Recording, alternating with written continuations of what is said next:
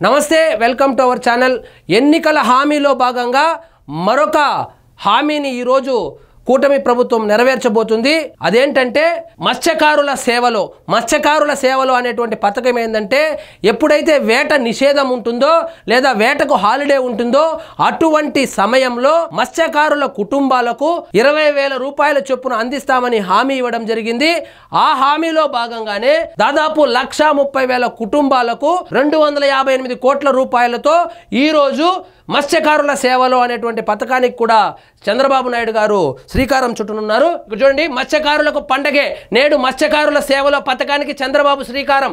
సిక్కోలులో నిధులు విడుదల చేసి మరో హామీని నెరవేర్చనున్న సీఎం. రాష్ట్రంలోని మత్స్యకారు కుటుంబాల్లో పండగ వాతావరణం నెలకొంది. వేట నిషేధ కాలంలో జీవనాధారం కోల్పోతున్న జాలర్ల కుటుంబాలకు ప్రభుత్వం 20,000 చొప్పున సాయం చేయనుంది. రాష్ట్రంలో మొత్తం 1,29,178 మంది మత్స్యకారు కుటుంబాలకు 250 కోట్లను అందించనుంది. ఇదేదో జగన్మోహన్ రెడ్డి నొక్కేటువంటి ఉత్తిత్తి బటన్లు కాదు.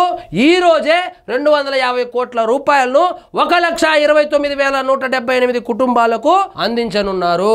అప్పట్లో జగన్మోహన్ రెడ్డి బటన్ నొక్కిన నెలకు కూడా డబ్బులు పడేవి కాదు.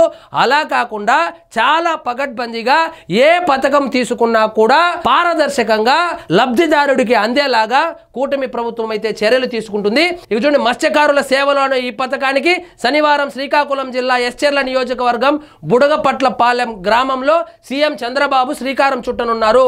మత్స్యకారులకు ఆక్వా రంగానికి ప్రభుత్వం అండగా ఉంటుందన్న నమ్మకాన్ని నిజం చేయనున్నారు. రాష్ట్రంలో పాలనను పరుగులు పెట్టిస్తున్న సీఎం చంద్రబాబు అధికారంలోకి వచ్చిన 10 నెలల్లోనే మరో వాగ్దానాన్ని నెరవేరుస్తున్నారు. ఇవన్నీ కనపడదు వైఎస్ఆర్సీపీ వాళ్ళకి. అసలు 10 నెలలు అయిపోయింది, ఏమేం చేసినారు అని చెప్పిందనే ప్రెస్ మీట్లు పెడతారు. మత్స్యకారులను ఆర్థికంగా ఆదుకునే పథకాన్ని ప్రారంభించనున్నారు. ఈ నెల 15 నుంచి జూన్ 14 వరకు 61 రోజుల పాటు సముద్రంలో చేపల వేటను నిషేధించారు. అంటే దాదాపు 2 నెలల పాటు సముద్రంలో వేటను నిషేధిస్తే ఆ 2 నెలల పాటు జాలరులు జీవనోపాధిని అయితే కోల్పోతారు. వాళ్ళ కుటుంబానికి భరోసా ఇస్తూ ప్రభుత్వము 20,000 రూపాయలు అయితే అందించడం జరుగుతుంది. ఇందులో లబ్ధిదారు కుటుంబాలు 1,30,000 వరకు ఉన్నట్లు, దీనికి ఖర్చు అయ్యేది 2,58 కోట్లు. గత ప్రభుత్వంలో అయితే జగన్మోహన్ రెడ్డి గారు కేవలం 10,000 రూపాయలు, అంటే 2 నెలలకు 10,000 రూపాయలు నామమాత్రంగా, అది కూడా వైఎస్ఆర్సీపీ ఓటు బ్యాంకు, వైఎస్ఆర్సీపీకి ఎవరైతే ఓట్లు వేస్తారో వాళ్ళకే ఇచ్చుకుంటూ ఆ పథకాన్ని కూడా నీరు కార్చేశారు. ఇక చూడండి, కేవలం 10,000 మాత్రం ఇచ్చింది, అది కూడా చాలా మందికి దక్కలేదన్న విమర్శలు ఉన్నాయి. అదేవిధంగా కరెంటు బిల్లులు ఇతరత్ర కారణాలు చూపి చాలా మంది లబ్ధిదారులను జాబితా నుంచి తొలగించారు.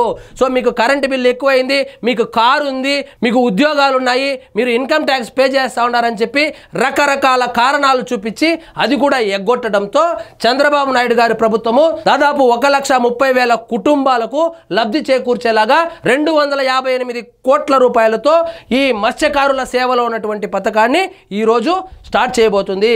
ఇది వాస్తవంగా మొదలుపెట్టింది కూడా చంద్రబాబే. రాష్ట్ర విభజన తరువాత 2014లో అధికారంలోకి వచ్చిన టీడీపీ ప్రభుత్వము మత్స్యకారులకు వేట నిషేధ సమయంలో నగదు రూపంలో సాయం చేయడం ప్రారంభించింది.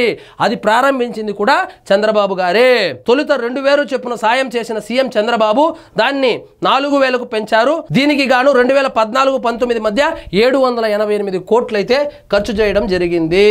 అరాకొరగా మత్స్యకారులకు ఆర్థిక సహాయం అందిస్తున్నటువంటి జగన్మోహన్ రెడ్డి లాగా కాకుండా మొత్తం 258 కోట్ల రూపాయలు ఈ రోజు లబ్ధిదారులకు జమ చేయడం జరుగుతుంది. సో వేట నిషేధ కాలంలో కూడా కుటుంబ పోషణ భారం కాకూడదనే ఉద్దేశంతో, మంచి సంకల్పంతో ఈ రోజు అయితే సిక్కోలులో దాదాపు 1,30,000 మంది కుటుంబాలకు నిధులు విడుదల చేసి మరో హామీని నెరవేర్చుకోనున్నారు. సో ఇదండి ఈరోజు మన టాపిక్. మీకు ఈ వీడియో నచ్చినట్లయితే లైక్ చేయండి, షేర్ చేయండి, ఛానల్ మాత్రం సబ్స్క్రైబ్ చేసుకోవడం మర్చిపోదు.